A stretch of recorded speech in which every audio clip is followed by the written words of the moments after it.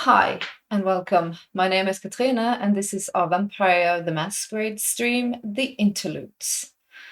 And this episode will delve into Christopher's, difficult, interesting relationship with a certain Miss Fairchild.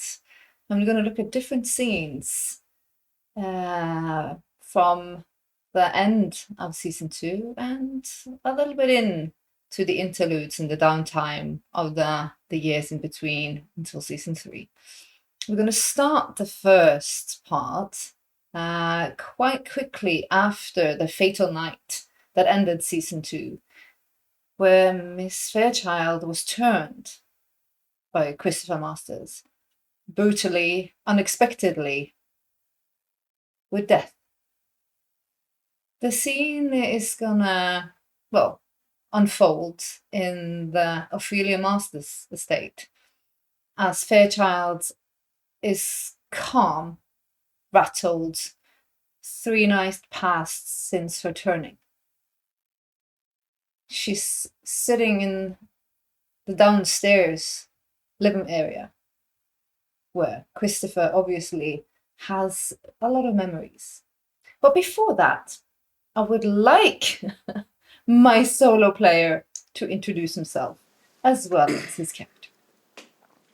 Good evening, my name is Tarjei. I will be playing Christopher Masters, a 10th generation Ventru who's scheming to become the prince of the city, and with a few other problems blocking his path. Yeah, not so much looming as sort of seeping in through the woodwork wherever which way it turns.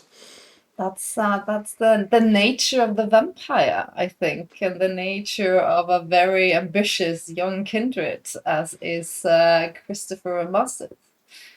You know what they say, be careful for what you wish for. You might just get it. I'm going to paint the scene. As I said, it is in the living room where Christopher knows it very well, because it has been quite, has studied the layout. But it also, intensely, but it also been part of his making and of his destiny, so to speak. There's soft music playing. She is sitting with her feet crossed beneath her. She's in an oversized white furry jumper and very loose, relaxed denim pants. Her hair is braided behind her. No makeup. Quite pale, obviously, fiddling with her cuticles and her nails, not really looking at you, more looking everywhere else. You know JJ has just retired to the kitchen area, leaving you two to privacy, because Miss Fairchild's turning hasn't been easy. The hunger hit her. He sort of prioritized differently than being there for as well. So she got pretty much the same first night as he did, in a sense. Very much so. He's probably properly dressed in a suit, grey suit, vest, black thin tie, standing a bit off, hesitantly, wanting to make the first move, but sort of finding it difficult, having problem finding the right words for once. He stands there studying her for a little while before walking up towards her, and she's sitting in a chair, right? Like sitting She's down. sitting in the sofa, actually. In the sofa, yeah. In the middle of the sofa, where actually Christopher and Sean were very much paralyzed on their first night.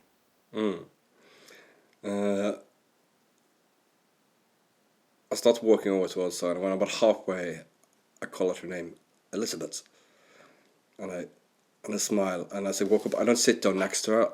I hunch down on my knee, crouching down, standing, his feet low.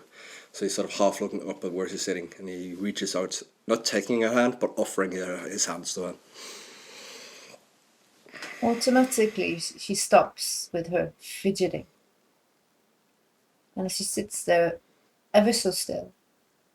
A detail hits Christopher's vision. There's no quickening of the breath. There's no inhale or exhale of her chest. She's frozen in time, like a marble beauty.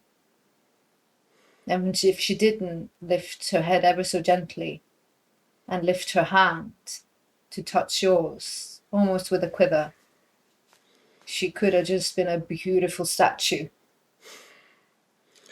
A pang of pain and guilt flashes through him. The stark contrast, the last time they were alone together before she turned. How are you doing, my love? Gently cross her finger. Before she answers, you see there's clear emotion across her face, and she grabs your hand almost unnaturally hard for a second, and she lets go, a little bit disturbed. Almost as you remembered, you are not comfortable with what you have become.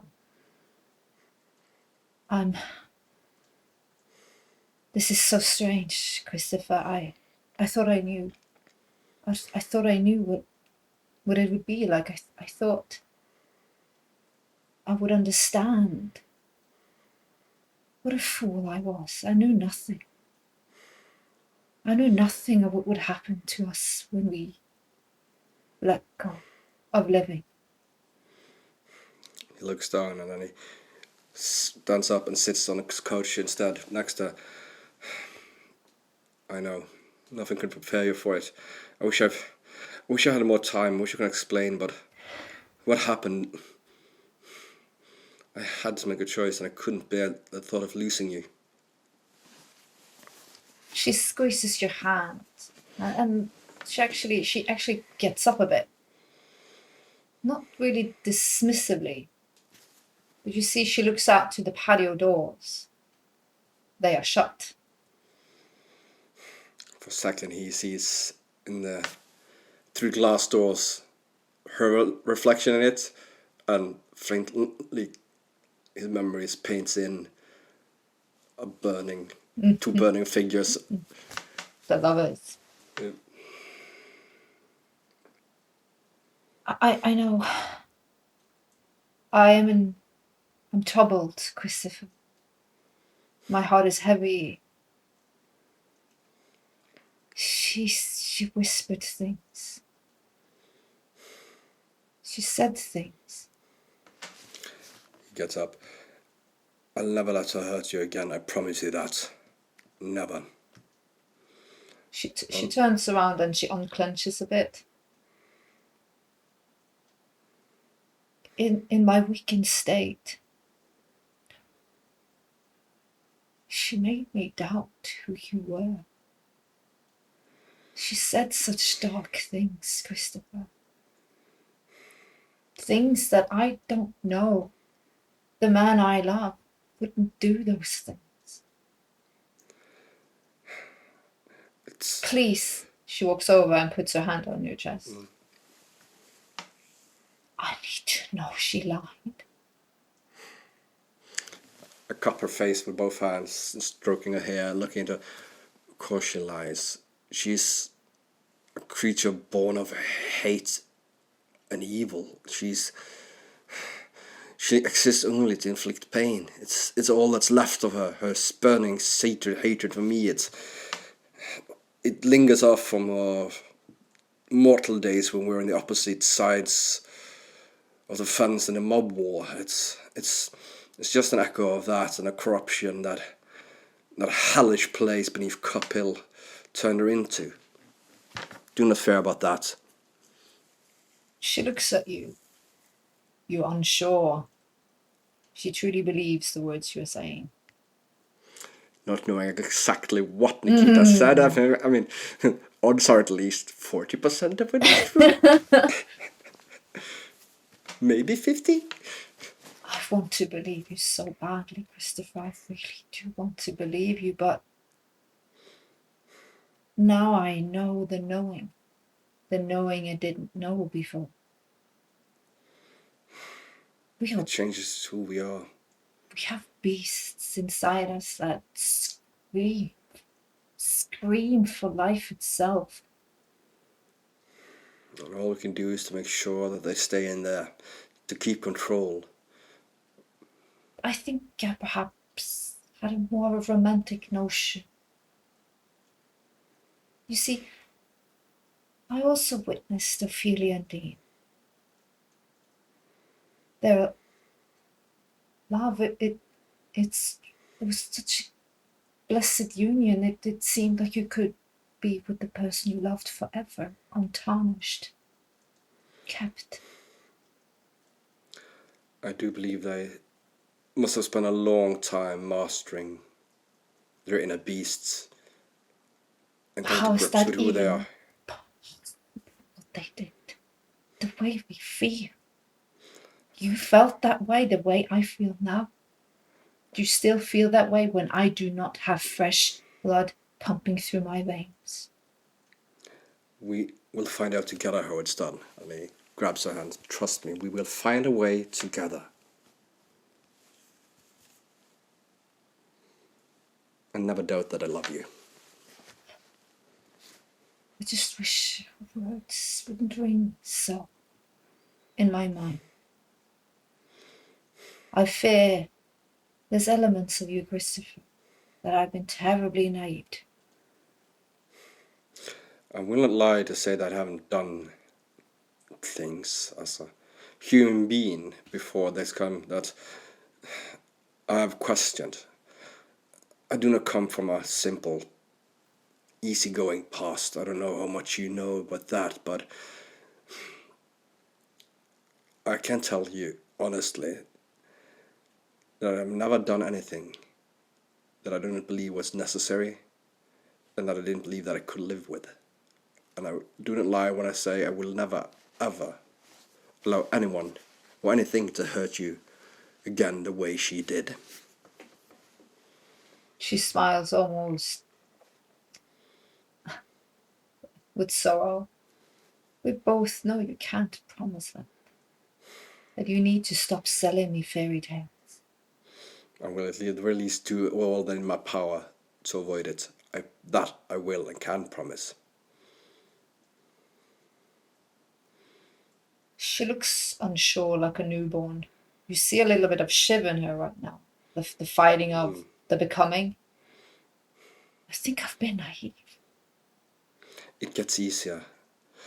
I'm not an old. I haven't been this way long myself, but already I can feel that you gain some control. You gain some knowledge. As time passes, I do believe it becomes easier to master. I do truly believe that. Trust me on this. And I hug her. And as I hug her, I look into the window and smiling back with a big fat grin. It's like, do you really love her as much now? When there's no longer fresh blood pumping in her veins? Ah, as she said.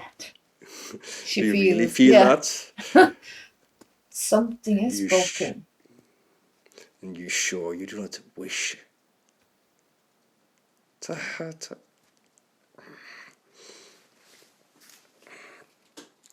Pushes the thoughts away. There's almost like you, yeah. She unclenches, rubs her shoulder, almost like she, I don't know, she couldn't have picked up on it. It was a private thought. She looks at you.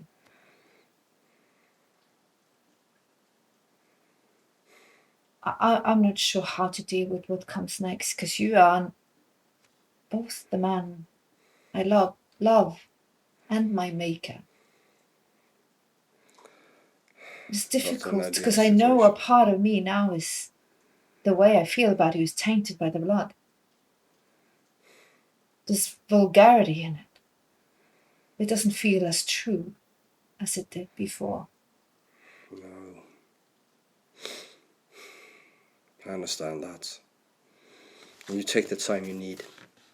I must do so. I think we just... There's awkwardness in the room. She rubs her shoulders and stares at you. And there's almost like this, the ground metaphorically breaks between you for a minute. Take all the time you need. Thank I will you. not force anything upon you, and I will not push the matter, but I will be here waiting. Thank you, Christopher.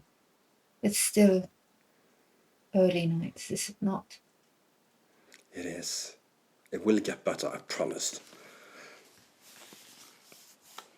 Promises is a dangerous thing, Christopher. And Dangerous yes, I do thing it. indeed. And yes, I do so with all my heart. The scene fades to black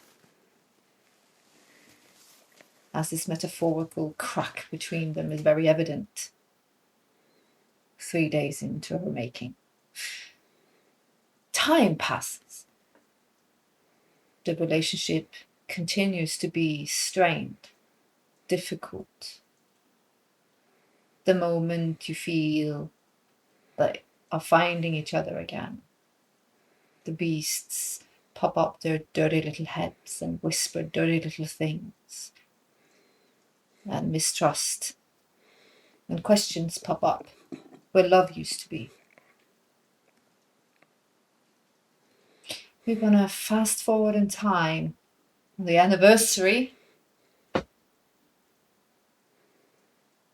of season 2.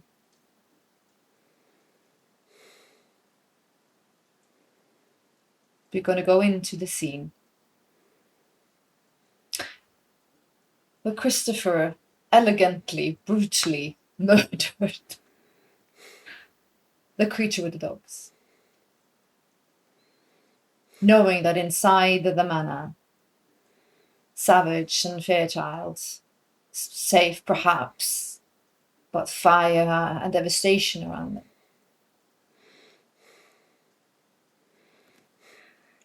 The safe room will keep them safe. The safe room will keep them safe. The safe room will keep them safe. JJ beside you now. Lord, Prince. We need to get man there to put the fire out. I've already called. They're on their way. They should be here within minutes. He forces himself to look at it, but he has turned away as well, and you feel Because of fright fire and anger burning inside of him and reaching up, and he, as he does, another voice creeps up into the back of his mind. They're toast, burnt little sausages. But as he also feels that there's actually a genuine sense of panic. No, it's not. It's not there alive. What if she's dead? What if she's dead? And in that little moment, the young prince knows the love is not lost. It was just forgotten, changed. Find himself walking towards the burning building, but when he starts to feel the heat... Well, JJ jumps in. Prince, sire, no! Let the ghouls, let them deal with this. Make them hurry. Make sure they're safe. There's nothing I can do here now. That's right, there's nothing you can do. Remember, not always is personal the same as important. Shut up.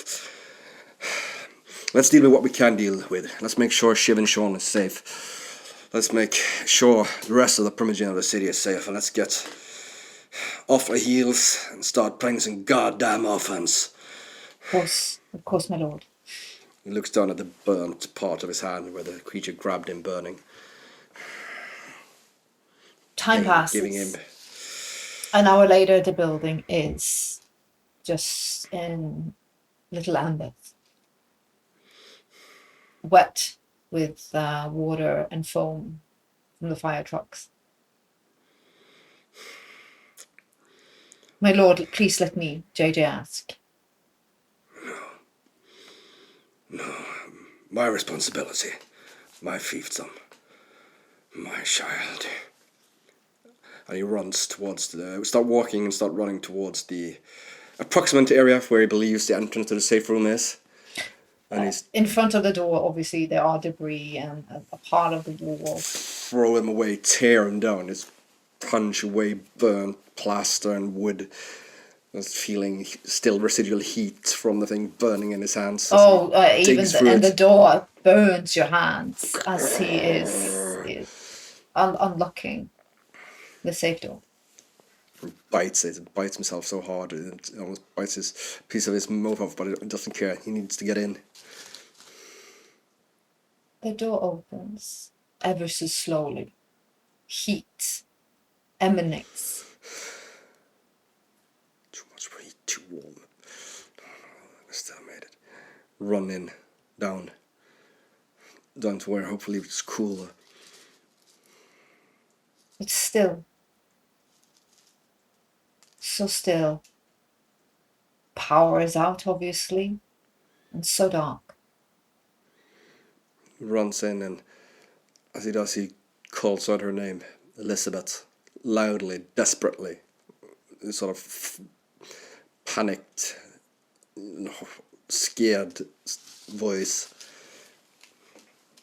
In slow motion out of the darkness, for a second you see the glow of either white or red that stares at you, and you know them.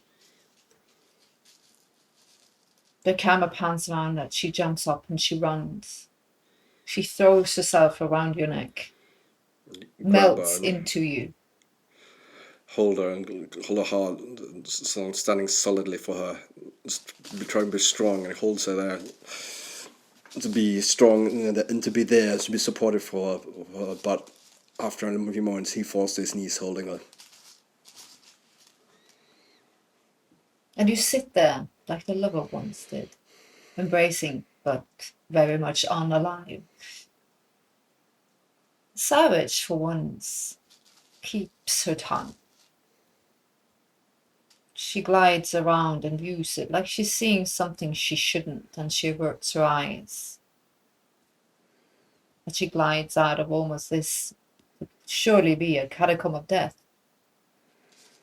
How the hell did they survive that literal cooking? She stares at you, she brushes your hair, she looks at you. We've been fools, Christopher, we've been fools. We shall be fools no more. I know, my dear. Let us not miss one more hour, no, not one more minute.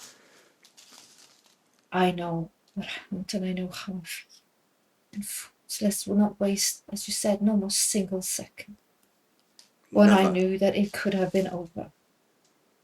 We've been proud, so proud. Hug her again, and he'll feel tears of joy running down his face, staining it red. I will not leave your side. Never. And he picks her up as he stands up again and carries her out, like he carried her in over the threshold that first night. Oh. So long ago. The camera pans out and over as he walks her out. Savage is on to the side. JJ looks as well, surprised that they are alive. This quietness and braveness of the kindred, and actually can view and understand this. For the ghouls, they just were happy to see that both the prince and the prince's Childe is alive. And she whispers, "Take me away from this place. I want to remember how it was." Avert your gaze, and he lets her bear her face on his shoulder as he carries her to the car and drives her not to Ophelia's mansion, but to his old home, his apartment, where he's now bought the entire building, not his top apartment, evicted everyone else, and what occurs is how vampires show their affection and love, and it's a bloody affair. It's beautiful and terrifying at the same time. And she is astonishing, covered in her beautiful golden locks, dripping with your blood and unisons. It is exquisite. And how fools you were to waste such time of joy. Would be some intense nights of love and war. Obviously, the house is, especially in the sleeping quarter, is safe from sunlight. Yeah, he's converted the top loft where the bedroom is now smaller than it used to be because there's a secret wall, a false wall in a secret room, completely shaded from all forms of light, and with an escape hatch to get down to the floor beneath in it as well. You know, as you drowse, you feel like the sun is not far off, but you're mentally and physically exhausted. And you feel what was broken is now healed. Your heart, the little pieces, you can almost physically feel them find each other again. Then you all of a sudden you feel weird, heavy. Like you're falling, like you were sleeping, like you were human. When you have that sleeping dream, almost when you fall asleep, you feel like you fall. And then you're acutely awake and you don't know if you passed out, if something happened. The room feels strange, cold and dark. Hits out, stumbles, hits the lights on the little clock on the side of the bed to see what time it is. 20 minutes until dawn. And I'm still awake. That's new. Strain my eyes, look around. You feel weird and tired because your kindred blood wants it to be so. She's not there. Panic. What? Hit the button that turns on the lights in her. Looks around. It's not a big... I mean, it's a narrow, narrow room. It's like nowhere to hide in it. As you hit it, it gets really bright and the bulbs explode. And as you see it, out of the darkness, eyes black as coal, white and purple, almost like she's in water. Nikita steps out of the darkness. What have you done with her? And I jump towards the apparition, forgetting that she's not. Yeah, she just smiles. You jump through her. Yeah. It freezes you though, and makes your mind feel uneasy because it almost like she gives you visions of her. I look around frantically, ignoring Nikita, looking for the door, sliding it open to see if I can see her outside. All the windows are dark and there's no way. There's not light in out there as well. Christopher Falcone, what did I tell you? Almost like she leans in over your shoulder. What did I tell you? When you were happy and you felt love, what would I do? Christopher Falcone. No, you're mistaken. You're wrong. It's not like that. You reek of it. You drip of it. If it was to my liking, I could drink it for years. But it makes me ill and filled with hate and contempt. You do not deserve this. She's right, and it makes you weak as well. At this moment, your precious love is standing on the threshold of the golden goddess. I can keep her there, and I can keep you here. At the same time, I can whisper in her ear she dies because you are weak, and that is her final knowing before she burns. That you didn't say.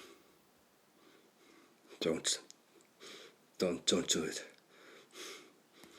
There is another Take me instead. You want revenge on me? Come on. That's too easy. I could have taken you a year ago. But our fate is bound. I cannot leave this plane. You don't get to leave this plane. Option number 2. I'll drag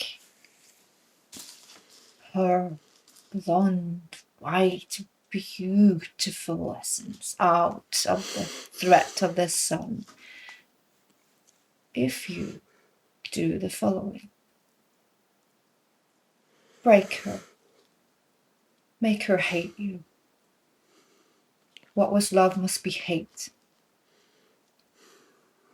Only then will I leave you be. Not that. Only that. Only that. Or she dies knowing that you are a coward and a weakling. God, I will send you to the pits of hell from that creature that created you cold from you, hear me? You just must just think about harming her and I will burn a hole through you. Just don't, okay, please. That is the only choices. And she looks at the clock. Time is ticking. Mr. Falcone. Either she dies knowing, or you break what is made. From love, not only hate survive. You must do it. You must break her. She must hate you, and I will leave you be as long as that hate lives. That is the only option you have. Death is too good for you. I can't do that to her. Anything but that, but I'll just send her away. I'll send her away. Far away. It's too good for you, Christopher. Everything's too good for you. I am hungry and I want her hate. Feed me and I let her live. And you can be as ambitious and heartless a monster that you want to be. She's doing you a favour. Getting rid of your weakness. Shut up. I'm gonna need some time. There's no time. If you really want me to break her, I'm gonna need some time. If you want it done right, I'm gonna need a week. Oh, I will give you time. I want her love to be broken down to hate. Because you see, where I live in the abyss of things, I will know, and I will feed.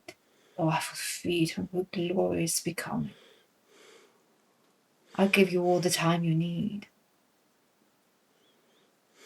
But I will know if it's not being done.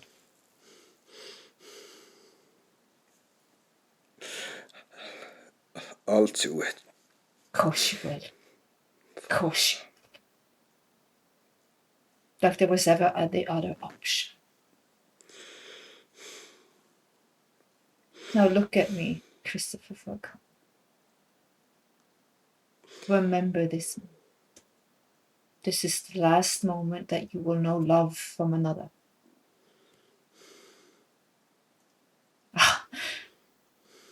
You hate. It's beautiful. I could just drink you right now. But no. There will be other treats. She almost like she flickers from me. She'll be on her way down. The deal is struck. I'll be watching and waiting.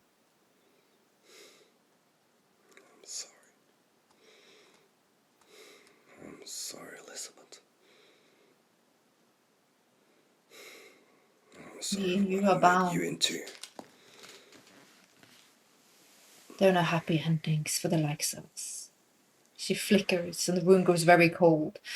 And as she grins through her, you see Elizabeth wanders in. Oh, what? Am I sleepwalking? I run over, hug her. You scared me. You scared me so much, my love. Yes. You gotta take care of that. Make sure you got it under control. Oh, you gotta sleep. This is nuts. Maybe it's been too much. She kisses you. I kiss her back. We're like youth. We're like teenagers. She giggles. It might also be as that you're not familiar with the place. Enough to make you restless and fitful. Lock the door proper. We need our beauty sleep. We still have a few hours. Oh yeah, 20 minutes. The sun is coming. Oh yeah. So you're going. Yep. She drowses almost immediately. He forces himself to stay awake as long as he can, looking at her, holding her, And trying to stay Nikita's awake voice, this as is the much. last time you will know love. The scene goes dark and heavy, and night. And then time jumps again.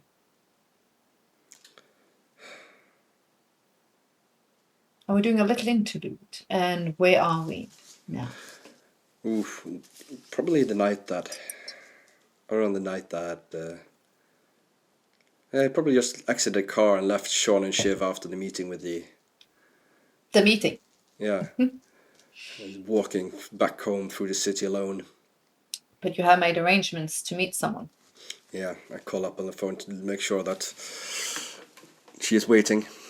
That's I can have an audience with she's leaning into an old brown Cadillac. Since his hope that when Ember returned, she'd bring with her the solution to the problem. It's not yet there. Hope that it one day will be, knowing that they have barely been able to keep control on the new things that have arisen out of the pit, and in no way they can deal with something as powerful and unknown as Nikita. You wanted something? Gustav? Yes, Cascot. I needed a favor. Sure. I need 5 minutes a place where I'm sure that no beings can overhear or pry. To make sure that the demons of the thing from the Cup Hill cannot find me. She knocks on the wood on the roof of this very brown, dirty brown Cadillac, and you see the scratchings all over it. And you remember those. This is the safest little lunchbox you could ever dream of. Good. And he retrieves the package that he picked up on his way. I'll give you privacy, but it's absolutely safe. Good. I'm just going to need 5 minutes, not more. He sits back.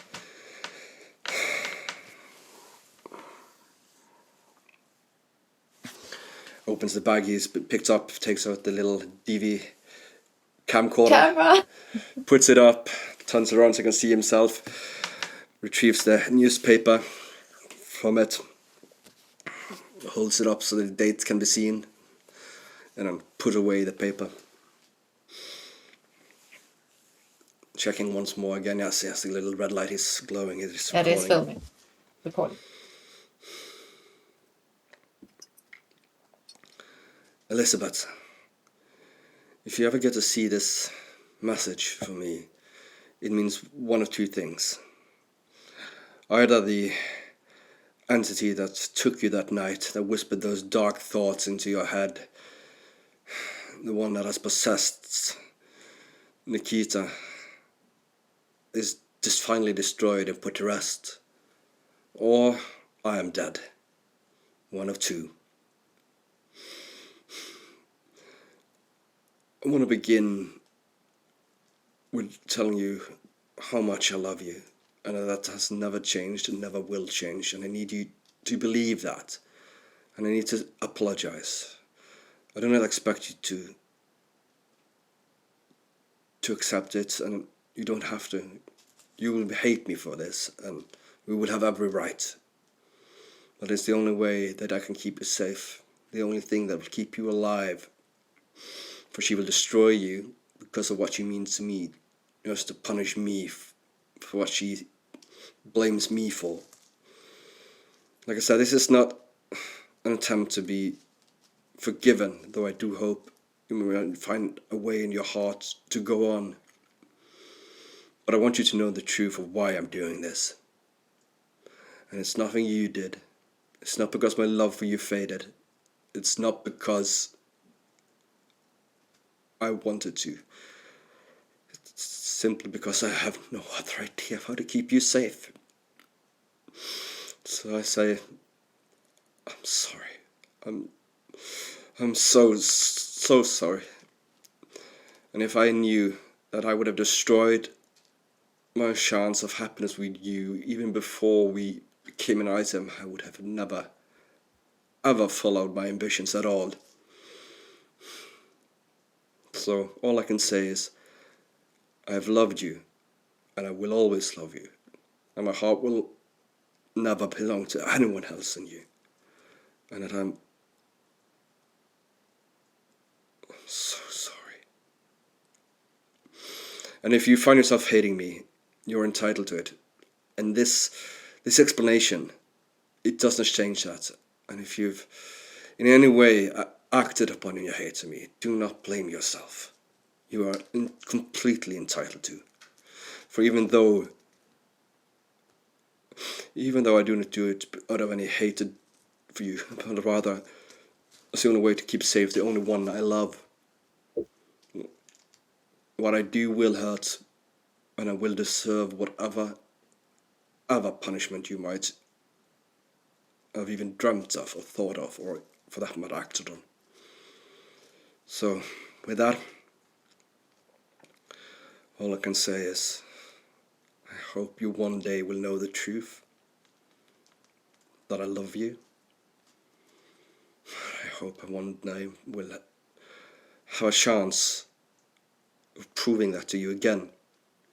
But if not, I hope you can put this all behind you. Put your hatred towards me behind you.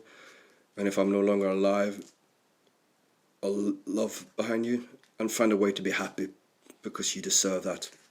More than anyone else I know, you deserve that. Goodbye, my love. And he stops it. He puts in another dialect, makes a copy of it while waiting till it's done. Takes out both tapes, puts one in one envelope addressed to her, and another in another envelope addressed to her. Put one of them along with the camera back in the bag and exits. Before he does, he washes away, dries away the blood from his eyes. Glad that he wore the dark blue polo turtleneck, which hides the blood. Exits the car. Thank you, Kit Kat. Thank you. If something ever happens to me and I'm either killed or died or something, please mail this to the address on it. Of course. I'll keep it secret. I'll keep it safe. Thank you. Little Lord of the Ring quote. He smiles and he walks off into the night. The last little scene is just going to be a little flash of what Christopher has been doing. He begins by devoting more time to what needs to be done, to not paying her that much attention. But it's not really had much of a talk with Miss Savage since that night with the fire, other than for more practical wall-like purposes. And deep inside of him, a little voice of the beast tell him, she respected you that night. She looked longingly at that. Laughs, it does. Enjoys the havoc. So I make sure to have more meetings with her. Oh well, then we're gonna leave that for interludes. Actually, I think last thing he will do is maybe call her or send a little message. Yeah. So make sure that we have arranged a meeting at the suite at the Ritz, and make sure that he accidentally books it for about an hour before he's supposed to meet Elizabeth there. And we might get to see that. We will see. On that note, I'm going to end this interlude.